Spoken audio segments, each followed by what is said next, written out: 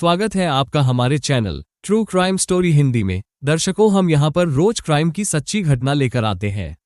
आप पहली बार हमारे चैनल पर आए हैं तो कृपया चैनल को सब्सक्राइब जरूर करें। चलिए शुरू करते हैं आज की सच्ची घटना।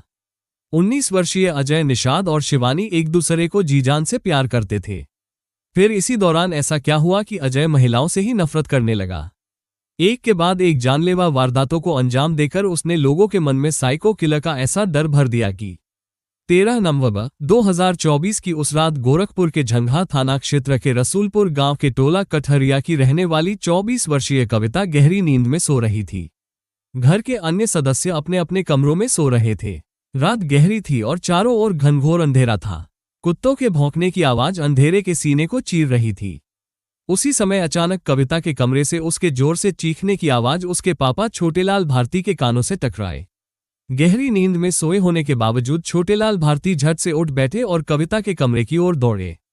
पति को अचानक बेटी के कमरे की ओर जाते देख पत्नी सुमन भी उनके पीछे हो ली।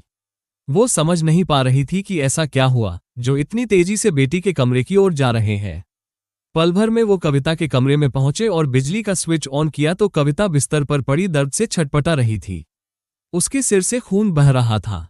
छोटेलाल ने बेटी से इस हालात के बारे में पूछा तो उसने कराहते हुए बताया कि काली शर्ट में एक नकाबपोश ने किसी भारी चीज से सिर पर जोरदार वार किया और सामने के दरवाजे से तेजी से भाग गया। छोटेलाल को समझते देर न लगी कि यह नकाबपोश वही रहस्यमयी व्यक्ति है जो पिछले 6 महीने से रहस्य बना हुआ है और चुन चुन कर औरतों को अपना शिकार बना रहा है। छोटेलाल दौड़ते हुए उस ओर गया जिस ओर भागने की बात कविता ने उसे बताई थी। घर से कुछ दूर आगे तक छोटेलाल गया मगर उसे दूर दूर तक कोई नजर नहीं आया सिवाय चारों ओर फैले सन्नाटे के। लौटकर वो घर पहुंचा। उसने मोबाइल फोन पर टाइम देखा तो उस समय रात के 3:30 बज रहे थे। दर्द से बिलबिला रही कविता की आवाज सुनकर फैमिली वाले परेशान थे। छोटेलाल ने उसी समय शोर मचाकर पड़ोसियों को जगाया और नकाबपोश के गांव में होने और बेटी पर हमला करने की बात बताकर उसे पकड़ने में मदद की गुहार लगाए। इस नकाबपोश के आतंक से सिर्फ उस गांव वाले ही नहीं, पास पड़ोस के कई गांव वाले दहशत में जी रहे थे। आलम यह हो चला था कि शाम होते ही महिलाएं अपने घरों में दुबक जाती थीं। नकाबपोश की दहशत से कोई भी औरत अकेली रात में कहीं भी नहीं जाती थी। गांव वाले भी चाहते थे कि नकाबपोश जल्द से जल्द पकड़ा जाए। पुलिस भी उसे पकड़ने में लगी हुई थी, लेकिन अभी तक वह भी खाली हाथ थी। इसलिए लोगों ने उसे आज पकड़ने की ठान ली। खैर, गांव वालों ने एकजुट होकर लाठी और डंडे लिए गांव को चारों ओर से घेर लिया ताकि जो भी हो वो यहां से बचकर जाने न पाए। दहशत के मारे 6 महीने से गांव वालों की आंखों से नींद गायब हो गई थी। गांव वालों ने गांव का चप्पा चप्पा छान मारा, एक एक गली छान ली, लेकिन उस रहस्यमयी व्यक्ति का कहीं पता नहीं चला। शायद अंधेरे का लाभ उठाकर वो कहीं गुम हो गया था। बहरहाल पौ फटते ही छोटेलाल भारती गांव वालों के साथ घायल बेटी को लेकर झंझा थाने पहुंचे। सुबह सुबह दीवान दयाराम थाने में भारी संख्या में गांव वालों को देखकर चौंक गया। ऑफिस से निकलकर वह बाहर आया और इतनी सुबह आने का कारण पूछा तो छोटेलाल ने नकाबपोश के द्वारा बीती रात बेटी पर जानलेवा हमला करने की जानकारी देकर आवश्यक कार्रवाई करने की गुहार लगाई। थाना क्षेत्र की यह 5वीं घटना थी और उस हमलावर को पकड़े जाने की बात तो दूर, पुलिस उसकी परछाई तक छू नहीं सकी थी। हेड कांस्टेबल दयाराम ने छोटेलाल और उसके साथ आए गांव वालों को भरोसा दिलाया कि बड़े साहब के आते ही उसके खिलाफ जरूरी कार्रवाई जरूर की जाएगी। पहले अस्पताल जाकर बेटी का इलाज कराएं। दयाराम ने जो बात कही थी सच ही कही थी। दर्द से कराह रही कविता को इस समय इलाज की बहुत जरूरत थी। दीवान की बात मानकर छोटेलाल बेटी को लेकर नजदीक के अस्पताल पहुंचे। चूंकि चोट काफी गहरी थी और हालत गंभीर बनी हुई थी, इसलिए डॉक्टर ने उसे भर्ती कर इलाज करना शुरू किया। इधर दीवान जी के जरिए तत्कालीन इंस्पेक्टर सूरज सिंह को घटना की सूचना मिल चुकी थी। वो तुरंत अस्पताल पहुंचे और घायल कविता के बयान दर्ज कर थाने लौट आए। फिर छोटेलाल की तहरीर पर अज्ञात हमलावर के खिलाफ मुकदमा दर्ज कर लिया। इंस्पेक्टर सूरज सिंह ने घटना की सूचना सीओ अनुराग सिंह, एसपी जितेंद्र कुमार श्रीवास्तव और एसएसपी गौरव ग्रोवर को दे दी। मामला गंभीर हो चला था। नकाबपोश की इस 5वीं घटना ने पुलिस महकमे को हिलाकर रख दिया था। अफसोस की बात तो ये थी कि अभी तक पुलिस ये तक पता लगाने में असफल थी कि आखिर वो है कौन, क्यों वो औरतों को ही अपना निशाना बना रहा है, जानलेवा हमला करके वो आखिर अंधेरे में गुम कहाँ हो जाता है। इन तमाम सवालों के जवाब उस नकाबपोश के पकड़े जाने पर ही मिल सकते थे। 14 नवंबर 2024 की दोपहर में एसएसपी गौरव ने अपने ऑफिस में इसी घटना को लेकर जरूरी मीटिंग बुलाई थी। उस मीटिंग में SP Jitendra Kumar, CO Anurag Singh, SHO और एसओजी प्रभारी शामिल थे। पहली घटना से लेकर 5वीं घटना की चर्चा उस मीटिंग में की गई। चर्चा के दौरान एक बात कॉमन निकलकर बाहर आई, वो ये थी कि सभी घटनाओं में औरतों पर हमला एक जैसे ही किया गया था, जिसमें हमलावर ने किसी वजनी चीज से सिर पर ही वार करके उन्हें मारना चाहा था। इस घटना में 11 अगस्त 2024 को हमलावर का दूसरा शिकार बनी थी ममता देवी, 32 साल।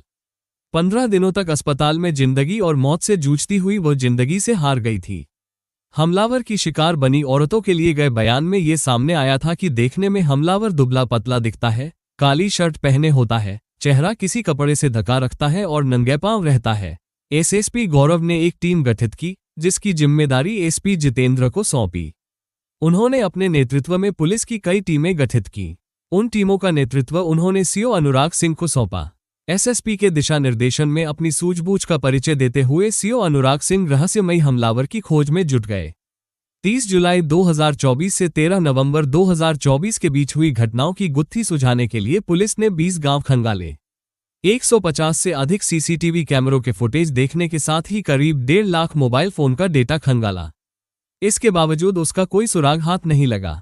सफलता नहीं मिलने पर ऐसे व्यक्ति की तलाश शुरू हुई जो महिला अपराध के मामले में जेल गया हो और घटनास्थल के आसपास उसकी लोकेशन रही हो।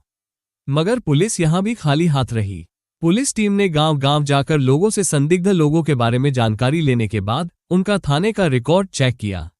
संदेह के आधार पर कई लोगों को हिरासत में लेकर पूछताछ भी की गई। काफी मशक्कत के बाद पुलिस के हाथों आखिरकार रहस्यमयी हमलावर की पहचान हो ही गई।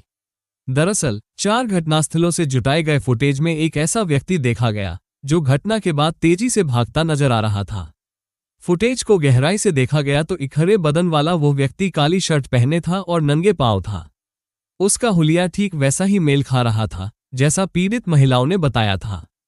उस रहस्यमयी व्यक्ति की पहचान अजय कुमार निषाद पुत्र स्वामीनाथ निषाद निवासी मंगलपुर गांव के रूप में की गई थी। पहचान पुख्ता होते ही सीओ अनुराग सिंह की टीम चौकन्नी हो गई थी। वो टीम के साथ इतने सतर्क थे कि किसी भी कीमत पर उस रहस्यमयी हमलावर तक उसकी पहचान हो जाने की खबर तक न लगने पाए, वरना वो मौके से फरार हो सकता था और कई दिनों की कड़ी मेहनत पर पानी फिर सकता था। इसलिए वे बहुत फूंक फूंक कर कदम उठा रहे थे। आनन फानन में उन्होंने एक योजना बनाई। उस योजना के अनुसार उसी रात यानी 17 नवंबर की रात में सादे वेश में पुलिस टीम के साथ रात करीब 12:30 बजे मंगलपुर गांव को चारों ओर से घेर लिया। यही नहीं, एहतियात के तौर पर एसओजी टीम को मौके पर बुला लिया गया था। दोनों टीमें इस ऑपरेशन को मिलकर अंजाम दे रही थी ताकि हमलावर गांव से भाग न सके। पुलिस मुखबिर के जरिए पहले ही उसकी शिनाख्त कर चुकी थी। पुलिस हमलावर अजय के घर की ओर बढ़ रही थी। पुलिस की टीम ने अजय के घर को चारों ओर से घेर लिया था। झंगा थाने के एसएचओ सूरज सिंह ने दरवाजा थपथपाया। थाप की आवाज सुनकर अधेड़ उम्र के एक शख्स ने दरवाजा खोला। सामने कई लोगों को एक साथ देखकर उसकी नींद गायब हो गई। अभी वो कुछ समझ पाता, तभी इंस्पेक्टर सूरज सिंह ने अपना परिचय देते हुए कहा, मैं झंगा थाने का इंस्पेक्टर सूरज सिंह हूं। तुम्हारे दरवाजे पर पुलिस फोर्स खड़ी है, जो पूछूंगा उसका सही सही जवाब देना।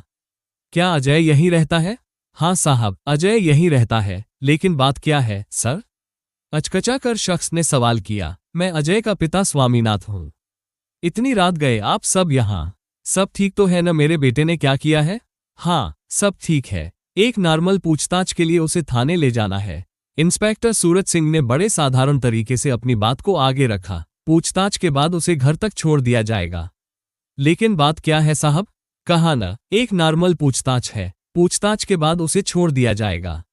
बाहर बातचीत की आवाज सुनकर स्वामीनाथ की पत्नी भी उठकर पति के पास जा पहुंची थी।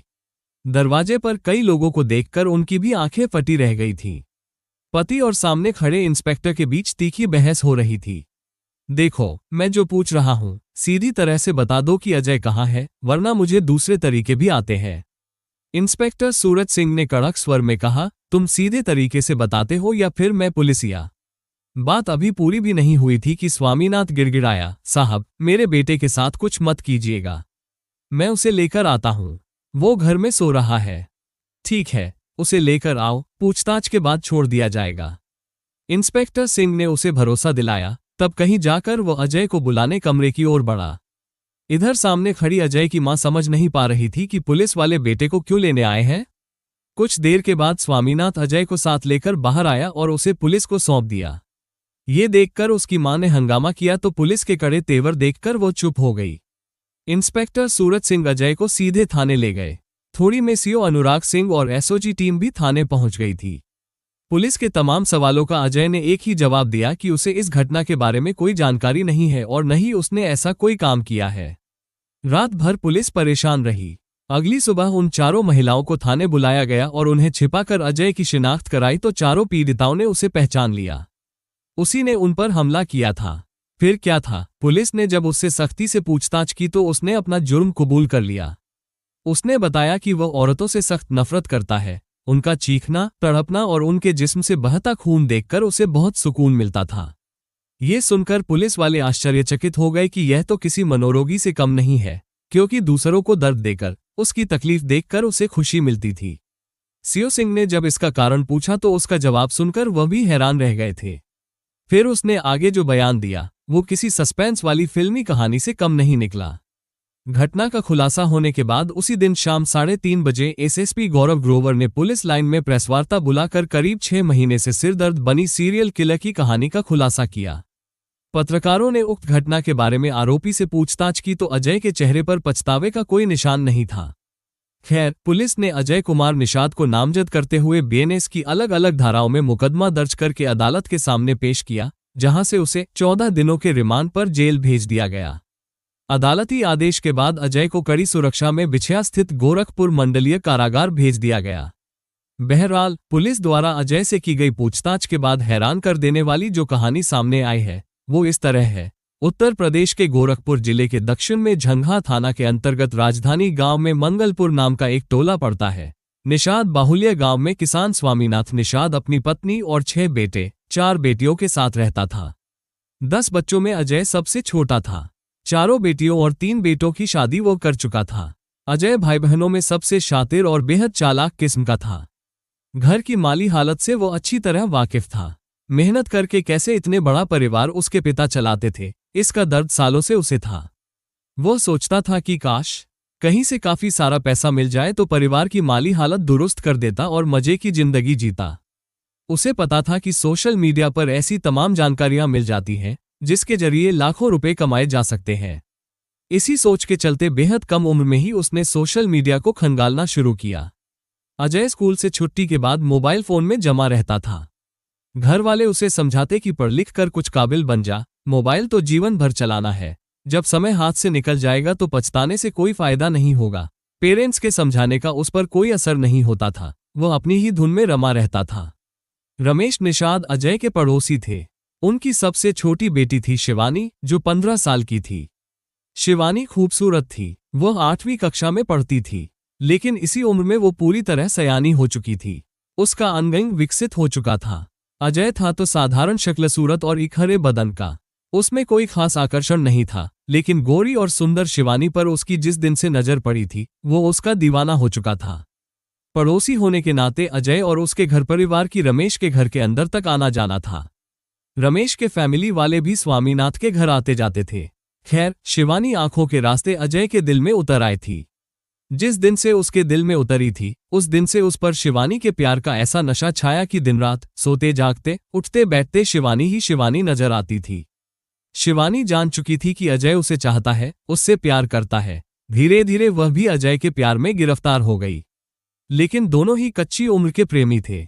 अक्सर देखा गया है कि इस उम्र के प्यार में प्यार कम और शारीरिक भूख मिटाने की ललक ज्यादा होती है। यहां भी कुछ ऐसा ही आलम था। अजय शिवानी की गदराए देह को पाने के लिए लालायत था, लेकिन उसे ऐसा मौका मिल नहीं पा रहा था जहां जिस्मानी संबंध बना सके। वो जिस मौके की तलाश में था, एक दिन वो मौका आखिरकार उसे मिल ही गया। एक दिन की बात है, शिवानी के फैमिली वाले किसी जरूरी काम से घर से बाहर गए थे। घर पर शिवानी ही अकेली थी। अजय को ये बात पता थी। दोपहर के समय अजय प्रेमिका के घर पहुंचा। कमरे में शिवानी अकेली थी और घर के कामों व्यस्त थी। अचानक से सामने अजय को देखकर वो सकपका गई। तुम यहाँ? चौंक कर शिवानी ने पूछा। हाँ, मैं, अजय ने जवाब दिया। मुझे देखकर तुम्हें खुशी नहीं हुई? खुशी तो हुई पर बाहर मेन गेट की ओर झांकते हुई शिवानी बोली, ऐसे घर में घुसते तुम्हें किसी ने देखा तो नहीं? अगर कोई देख भी लेता तो क्या होता? हम सच्चे प्रेमी हैं, किसी के सामने झुकने वाले नहीं, हम मर मिटने वालों में से हैं। देखो, डायलॉग बाजी छोड़ो, ये बताओ किस लिए यहाँ आए हो? मम्मी पापा कभी भी आ सकते हैं, जल्दी बताओ। शिवानी, तुम तो ऐसे घबरा रही हो जैसे मुझे जानती नहीं हो, किसी अजनबी से मिल रही हो। तुमसे प्यार करने के लिए आया हूं, कहते हुए अजय शिवानी के करीब जा पहुंचा। अजय को अपने बेहद करीब देखकर शिवानी के दिल की धड़कनें तेज हो गईं। सांसें तेज तेज चलने लगी थीं। प्यार का तपन महसूस कर शिवानी का बदन भी गर्म होने लगा था। ये देख अजय खुद को रोक नहीं सका और शिवानी को खींचकर अपनी बाहों में भर लिया। पहली बार किसी पुरुष ने शिवानी को स्पर्श किया था। उसे बहुत अच्छा लग रहा था। उसने भी उसे अपनी बाहों में भर लिया। दोनों की सांसें और तेज हो गई थी और बदन जलने लगा था। हमें डूब जाने दो शिवानी, दो जिस्म एक जान हो जाने दो। अजय बोला, मैं भी तुमसे बहुत प्यार करती हूँ, मैं भी तुम्हारे प्यार के समंदर में डूब जाना चाहती हूँ, लेकिन अभी नहीं। शिवानी खुद पर काबू करते हुए बोली, यही तो वो दौलत है जो पत्नी अपने पति को बचाकर उसे सौंपती है। हमें अभी सामाजिक मर्यादा नहीं लांघनी है, तुम्हें अभी और इंतजार करना होगा। इंतजार ही तो नहीं हो पा रहा है मुझसे, खो जाने दो मुझे तुम में।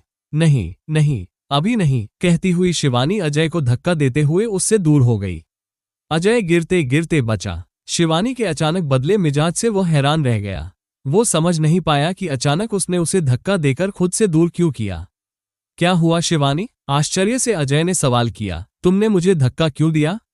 मैं कहती हूं कि तुम यहां से अभी चले जाओ, शिवानी तल्खी से बोली। इससे पहले कि कोई हमें इस बंद कमरे में एक साथ देख ले, तुम अभी यहां से चले जाओ। शिवानी दोनों हाथ जोड़कर उसके सामने गिड़गिड़ाने लगी थी। गुस्से में पैर पटकता हुआ अजय तेज कदमों से वहां से चला गया। जिस चाहत को लेकर वो शिवानी से मिलने उसके घर आया था, उसकी मंशा पूरी नहीं हो पाई थी। शिवानी ने जोश में भी होश से काम लिया था। इसके बाद भी अजय ने शिवानी से जिस्मानी संबंध बनाने के लिए कई बार रिक्वेस्ट की, लेकिन हर बार उसने उसकी रिक्वेस्ट ये कहकर ठुकरा दी कि जो भी करना होगा शादी के बाद। शिवानी के बार बार प्रणय निवेदन को ठुकराने से अजय नाराज हो गया और उसके दिमाग में उसे बदनाम करने की खतरनाक साजिश ने जन्म ले लिया। उसने सोचा कि जब हम उस पर दबाव बनाएंगे तो अपनी इज्जत बचाने के लिए वो खुद ही मेरी बाहों में गिर जाएगी। अजय के मोबाइल फोन में शिवानी की कई तस्वीरें थीं। गुस्से में उसने उसके कुछ फोटो को एडिट करके फेसबुक पर डाल दिया। शिवानी को इसका पता चल गया। उसने फेसबुक पर अपनी अश्लील फोटो देखी तो आग बबूला हो गई। ये बात शिवानी ने अपने फैमिली वालों को बता दिया। शिवानी के बताने पर घर वालों ने भी फोटो को देखा तो शर्म के मारे जमीन में गड़ गए। अजय ने शिवानी को बदनाम करने के लिए कोई कसर नहीं छोड़ी थी। शिवानी के फैमिली वालों ने झंझा थाने में उसके खिलाफ रेप का मुकदमा दर्ज करा दिया। पुलिस ने पोक्सो एक्ट में मुकदमा दर्ज करके अजय को गिरफ्तार करके बाल कारागार भेज दिया। तब अजय 17 साल का था और यह बात साल 2022 की थी। इस घटना ने अजय को भीतर तक झकझोर कर रख दिया था। वो इस बात से काफी परेशान था कि जो गुनाह उसने किया ही नहीं, नाहक उस झूठे गुनाह में फंसाकर उसे सजा दिलाई गई है। 6 महीने बाद अजय जमानत पर जेल से छूटकर घर आया। जेल से बाहर आने के बाद अजय के तेवर पूरी तरह बदले हुए थे। औरतों को देखते ही नफरत से दूसरी ओर मुंह फेर लेता था। औरतों से उसे अब घृणा हो गई थी। घर आने के बाद वो शिवानी के घर वालों को झूठा मुकदमा वापस लेने के लिए धमकाने लगा था। उसने धमकी दी कि ऐसा नहीं किया तो सभी को जान से मार दूंगा। अजय की रोज रोज की धमकियों से शिवानी और उसके घर वाले बुरी तरह परेशान हो गए थे। वे नहीं चाहते थे कि उसका जीवन खराब हो, इसलिए इस बारे में शिवानी के पेरेंट्स ने स्वामीनाथ से शिकायत भी की कि अपने बेटे को संभाल ले, उसे ओछी हरकतें करने से रोक ले वरना उसका जीवन बर्बाद हो जाएगा। फिर उन्हें दोषी मत ठहराना, लेकिन उसके फैमिली वालों ने इसे अनसुना कर दिया था। इधर अजय बुरी तरह बागी बन गया था और उसे किसी की भावनाओं से कोई लेना देना नहीं था। बुरी तरह परेशान रमेश ने एक बार फिर अजय कश्यप के खिलाफ जान से मारने की धमकी देने का मुकदमा दर्ज करा दिया। पुलिस उसे फिर से गिरफ्तार करके ले गई और इस बार उसे 6 महीने जेल में रहना पड़ा। फिर उसके फैमिली वालों ने जमानत कराकर उसे जेल से बाहर निकाला। बाल कारागार से बाहर आने के बाद उसके फैमिली वालों ने उसे सूरत भेज दिया। 1 साल तक अजय सूरत में रहकर पेंट पॉलिश का काम करता रहा, लेकिन उसके दिल से सजा काटने वाली बात नहीं निकली थी। रह रह कर उसे टीस मारती थी। जब उसे बीती बातें याद आती तो एक साइको की तरह हरकतें करने लगता था। 1.5 साल बाद जब अजय सूरत से घर लौटा तो एकदम से शांत रहने लगा था। पड़ोसियों से कम बातचीत करता था। ऐसा करना उसकी योजना की एक चालाकी भरी कड़ी थी, जो सिर्फ उसके अलावा किसी को पता नहीं था। अजय अपने जीवन में थोड़ा बदलाव ले आया। वो शनिदेव का भक्त बन गया। शनिवार के दिन वो काले कपड़े पहनता और विधिपूर्वक शनिदेव का पूजन करता था। उस दिन नंगे पांव रहता था। वो शिवानी को भूल नहीं पाया था। इतना सब होने के बावजूद भी उसे टूटकर प्यार करता था। उसे जब देखता था तो न जाने उसे क्या हो जाता था। उस दिन पूरा दिन वो बेचैन और परेशान रहता था। इसके बाद उसने तय किया कि शिवानी को जिंदा रखकर उसे ऐसी सजा देना है जिसका दर्द जीवन भर उसे सालता रहे। योजना के अनुसार उसने उन महिलाओं को अपना टारगेट बनाने का फैसला किया जिनका इस घटना से दूर दूर तक कोई लेना देना नहीं था। अपनी खतरनाक योजना को पहली बार 29 जुलाई 2024 को उसने अंजाम दिया। झंगा थाना क्षेत्र के सिंहपुर के सहरसा की 50 वर्षीय माया देवी को उसने अपना टारगेट बनाया था। माया का घर गांव के आखिर में बना था। गर्मी के दिन थे। माया का पति बमनलाल कमरे में सो रहा था। उसकी पत्नी बरामदे में गहरी नींद में सोई थी। रात के करीब 2 बजे का समय था। अजय काली शर्ट पहने, काले कपड़े से मुंह ढके और नंगे पांव घर में घुस गया। माया को देखते ही उसने हाथ में ली हुई लोहे की रॉड से उसके सिर पर जोरदार प्रहार किया। जोरदार वार से गहरी नींद में सोई माया दर्द से तड़पने लगी। उसके सिर से बहता खून और उसे तड़पता देखकर अजय के दिल को ठंडक पहुंची। फिर घटना को चोरी का रूप देने के लिए घर से लोहे का संदूक लेकर भागा और उसे गांव के बाहर छोड़ दिया, ताकि लोग यही समझे कि चोरी के विरोध में चोर ने घटना को अंजाम दिया था। ठीक अजय की सोच के हिसाब से बमनलाल भी सोचने लगा था कि शायद चोर आया होगा। दोनों के बीच हाथापाई हुई होगी। उसी हाथापाई में चोर ने पत्नी पर हमला कर उसे घायल कर दिया होगा। अगली सुबह बमनलाल ने अज्ञात चोर के खिलाफ चोरी का मुकदमा झंगा थाने में दर्ज करा दिया। शातिर अजय घटना को अंजाम देकर शांत बैठ गया। किसी को उस पर तनिक भी शक नहीं हुआ था। इसके ठीक 12वें दिन यानी 11 अगस्त 2024 को अजय ने इसी तर्ज पर उपवलिया की रहने वाली 32 वर्षीय ममता देवी पर रात के 3 बजे कातिलाना हमला किया और सामान उठाकर भाग गया। फिर अंधेरे में कहीं गायब हो गया।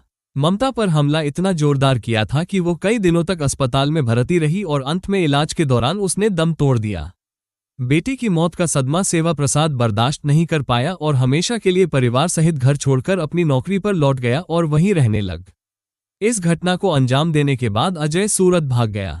14 दिनों बाद सूरत से घर लौटा और फिर तीसरी घटना 25 अगस्त को इसी तर्ज पर इसी थाना क्षेत्र के हाथावाल की रहने वाली 55 वर्षीय रंभा देवी के साथ किया और रात के अंधेरे में गुम हो गया।